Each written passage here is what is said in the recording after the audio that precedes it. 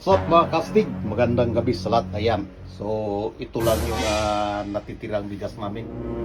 Kasi sa sobrang mahal ng bilihin, lalo lang yung bigas. Halos triple yung price ng bigas ngayon mga kastig. Kaya bumili lang kami ng itlog para yun, medyo makasuporta sa ating pagkain araw-araw. At hindi natin mahabol-habol yung presyo ng bigas, sobrang mahal.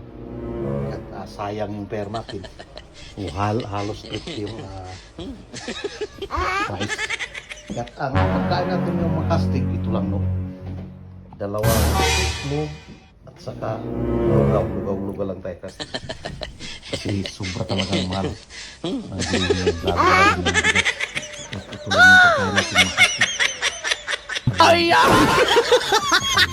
Shout out sa mga negosyante ng bigas.